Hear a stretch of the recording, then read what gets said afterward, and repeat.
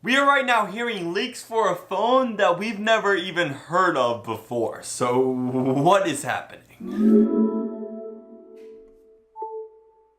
Right now there's some leaks coming in that would support a mid-range Google Pixel. That's right, a mid-range phone, not a flagship phone starting at $700 or $800 like the Pixel 3 and 3 XL.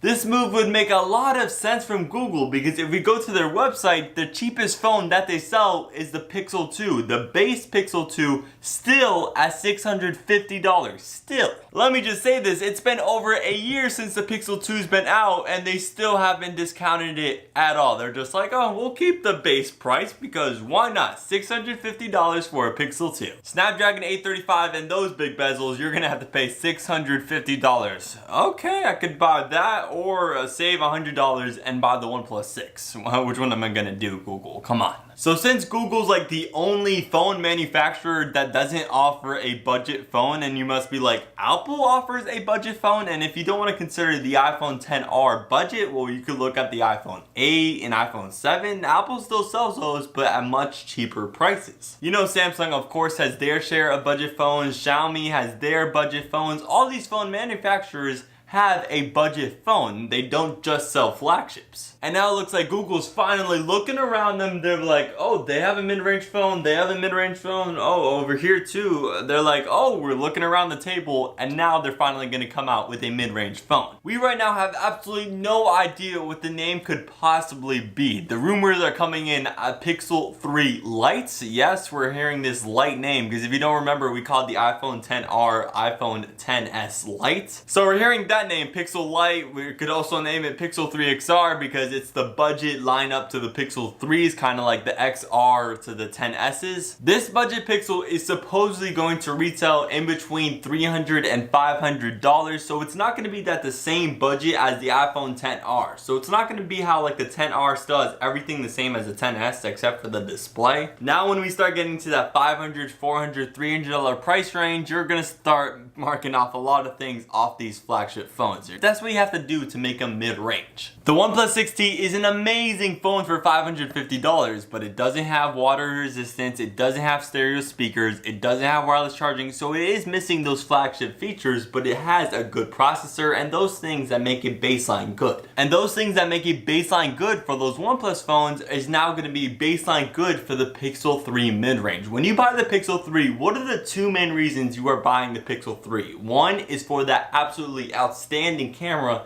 and number two is for that stock Android experience. And I am glad to say that the specs are coming in that this camera is going to be the exact same as the Pixel 3 and the 3 XL. So the camera is going to be top of the line. The stock Android experience is going to be there. After we take off that top layer of that good camera and that good software, the phone just really crumbles under pressure. It's a moist cookie. Supposedly, this budget Pixel is going to come with a Snapdragon 670 chip. That's right, not even the 835, not the 845, and not even the 855, which is going to come out next year. It's going to come with a $250 Snapdragon processor, which is not going to be the best. And if this costs around $500, oof, that's going to be a tough processor. If this phone was teetering on that $300 price tag with this processor, I'll give it a pass. But if it costs $500, ooh, Google. Ooh.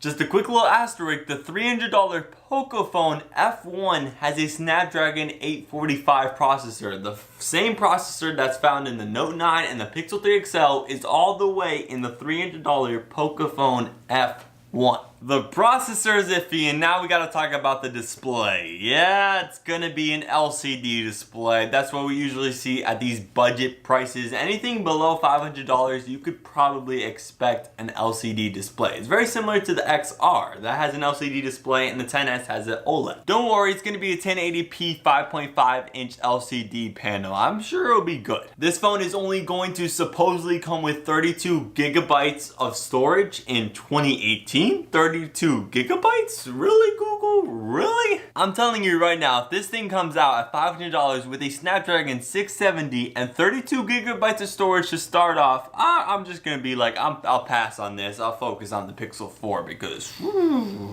The Pixel 3 Lite is going to have around a 3000 milliamp battery. It's also going to have 4 gigabytes of RAM, and if you take a look at the ports, it's of course going to have USB-C, but it's also going to have a headphone jack? Hold your horses right there. You're gonna take away the headphone jack from the more expensive Pixel 3 and Pixel 2, but when you drop down the price to, let's say, $400, it's going to have a headphone jack. What is that logic? I can kind of see why they're adding a headphone jack at this price. It's because it's going to cater to the Indian market, the Asian market overall, where they're not as familiar with wireless devices, but still, why not just add the headphone jack on the Pixel 3? That right there is the main specs of this budget Pixel, but there's a lot of features that this Pixel isn't going to have. It's not going to have a glass back, therefore no wireless charging. As of right now, it doesn't look like we're going to get stereo speakers. There's no earpiece on the bottom. I mean, maybe the earpiece on the top and the bottom firing speaker can act as a dual pair, but that's not looking good. And also, if you want to talk about water resistance around this price point, that's never looking so good. And we can't forget on the Pixel 3 and 3 XL, they got the dual front facing camera, so you could have the extra wide angle. I don't think this budget phone is gonna have that. Overall, whenever Google decides to release this, whether that be late this year or early 2019, it's all going to come down to what is the price. If it's $500, I'll say pass. 400, $300, sign me up. That camera and software is literally going to be gold and silver, but everything else, you're looking at some pennies right there. It is my opinion that the iPhone XR is an absolute steal for $750 when you compare it to the XS and XS Max, which costs $250 more and $350 more. I think 99.9% people should save their $250 and buy the XR, and they will be happy, because the setbacks with the XR versus the XS is only the display, and that's really it. But with this budget phone, if it comes in at $500 and you compare it to the Pixel 3, well, this one's not gonna have wireless charging, it's not gonna have stereo speakers, it's not gonna have an OLED display. There's gonna be a lot of differences and a lot of setbacks. The question, and I mean the question that has to be answered, is what is the price? And that's when I could give my opinion, because if it's $500, like I've already said,